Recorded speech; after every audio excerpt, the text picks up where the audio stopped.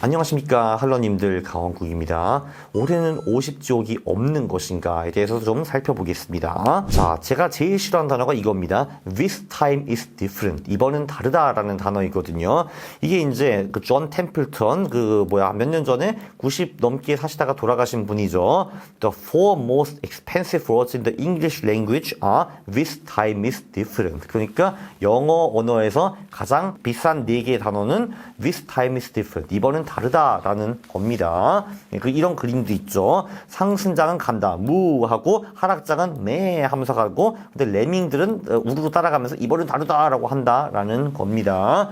참고로 언론이나 유튜브에는 이번은 다르다라고 주장하는 놈들이 넘쳐 흐릅니다. 왜냐면 그게 뭐가 좀 스마트해 보이고요. 본인의 하찮은 지식과 지능을 뽐낼 수 있기 때문입니다. 근데 실제로 판을 까보면은 그냥 늘 거의 비슷하게 돌아간다. This time is not different 식으로 가는 경우가 훨씬 더 많습니다. 압도적으로 많습니다. 그래서 과거를 스터디하는 것이 중요한 겁니다. 왜냐하면 미래도 얼추 80, 90%는 과거와 비슷하게 흘러가기 때문에, 그래서 우리는 과거와 역사를 중요시 여겨야 되고 백테스트 결과를 유심히 봐야 되는 겁니다.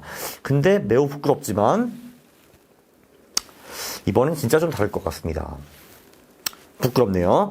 예, 그러니까 내가 말했잖아. 8, 90%는 똑같이 가고 10에서 20%는 다르게 간다고. 자, 왜냐면은 자, 여기 우리 재선 패거리 3인방이 있습니다. 바이든 대통령, 옐런 장관, 그리고 파월 의장 이렇게 있습니다. 제가 지난번 영상에서 말씀드렸지만 이 공직에 있는 사람들이 관심 있는 거는 미국 경제 번영, 달러 가치 유지, 그리고 미국 국민의 행복, 이런 것이 절대로 아닙니다. 요즘도 정치인과 공무원들이 이렇게 산다고 생각하시는 분들이 존재한다는 것이 제가 조금 부끄럽습니다.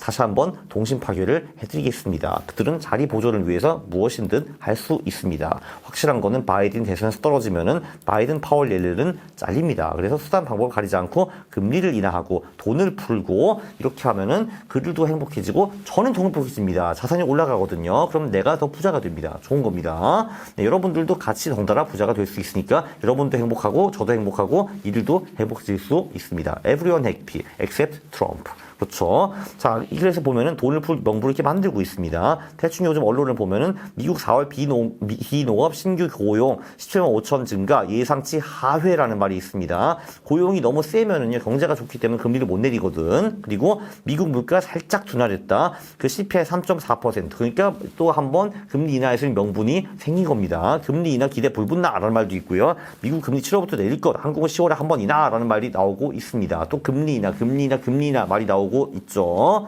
자, 그래서 지난 영상에서 제가 미국 채권을 언급을 했거든요. 그러니까 제 결론은 이제 그러니까 작년 말에는 세게 오르다가 올해는 계속 주춤했는데 이제는 진짜 오르지 않을까라는 것이 제 생각인데, 요 내용은 전 영상에 있기 때문에 이번엔 좀 생략하고 넘어가겠습니다.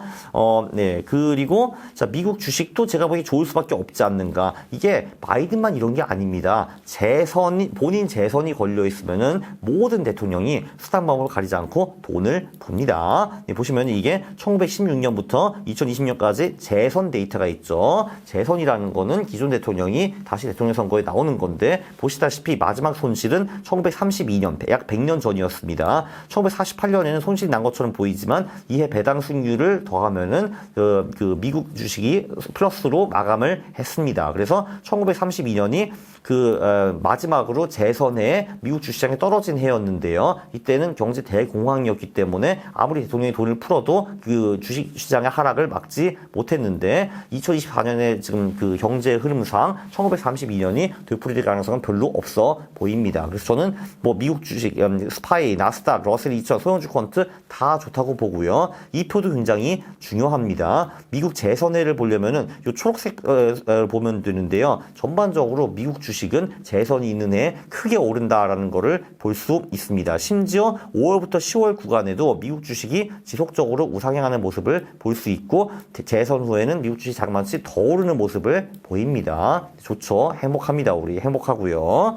자, 그리고 코인은요, 올해가 또 반감기도 겹쳐 있지 않습니까? 그쵸? 한마디로 미국 재선이라는 호재도 있고, 그리고 금리 인하가 가능하다는 호재도 있고, 그리고 심지어 반감기가 4월 말에 왔기 때문에 비트코인 공급이 줄어들고 있습니다. 그래서 2016년 같은 경우 5월, 10월을 살펴보면요, 이때는 심지어 재선이 아니고 새로운 두 후보가 나온 대선이었기 때문에 한마디로 이제 그 호재가 조금 더 약했는데도 불구하고 요 6개월 동안에 비트코인이 55% 올라줬고요. 5월부터 10월까지. 와우. 네, 그리고 요 알트코인들이 평균적으로 91%나 올랐습니다. 5월, 10월인데도 불구하고요. 자, 근데 여러분 주목해야 될 거는 얘네들이 매월 오르지는 않는다라는 것이 중요합니다. 그러니까 봐봐.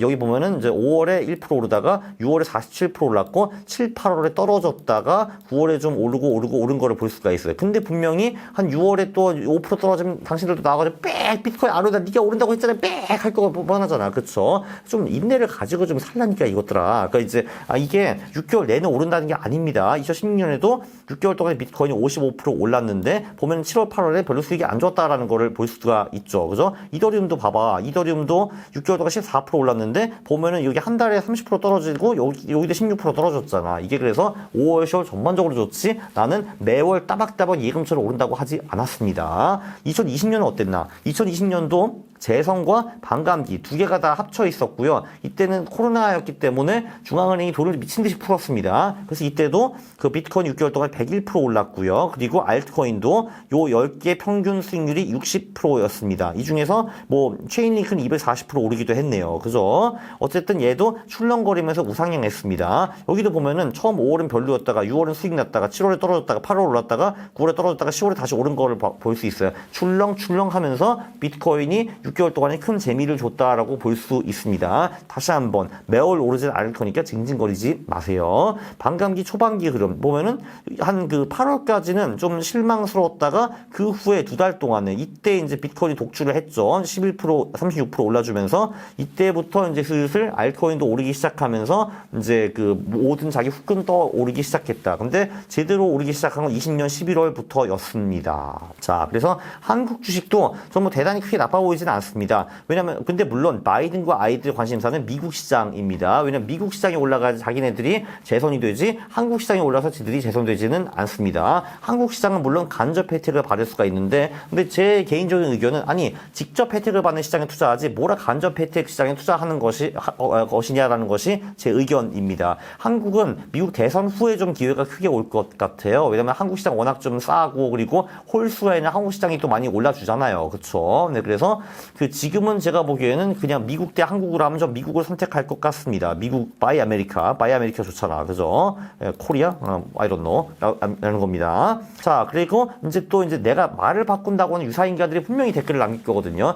나는 당신들이 댓글을 남기기 전에 뭘 남기지 이미 다 알고 있습니다. 근데 저는 24년에 매우 일관성 있게 미국 주식, 미국 채권 코인을 외쳤습니다. 지금까지 미국 채권이 크게 나가지 못한 건 좀 안타깝게 생각을 하는데 설마 여러분들 중에서 미국 채권에 몰빵한 사람은 없었을 거 아니야. 그쵸? 그리고 저를 따랐으면은 당신은 부귀영화를 누렸을 겁니다. 미국 주식, 미국 채권 코인에 진짜 3분의 1씩 투자를 했다라고 한번 쳐봅시다. 그러면 여러분들은 돈을 굉장히 많이 벌었을 겁니다. 그 증빙은 이런 영상들을 보시면은 됩니다. 자, 그래서 이제 요약을 하면은 23년 연말부터 제가 전망한 내용에서 수정할 것이 별로 없어 보인다라는 게 제 생각이고요. 미국 채권, 미국 주식 코인 수있다 계속 좋아 보인다라는 거고요. 한국은 잘 모르겠는데 미국은 이 재선에 직접 이익을 받고 한국은 간접 이익을 받는다. 근데 직접 이익이 좋지 않겠느냐라는 게 제 생각이고요. 미국 채권 지금까지 올해는 제가 틀렸는데 이제는 맞을 것 같다라는 게 제 개인적인 생각이고요. 저는 이 바이든, 파월, 옐렌 형 누나님들을 믿습니다. 이제 반년 동안 우리의 목표는 일치합니다. 시장을 올려라, 돈을 풀어라. 열심히 해주시면 좋을 것 같습니다. 이 미국 3인방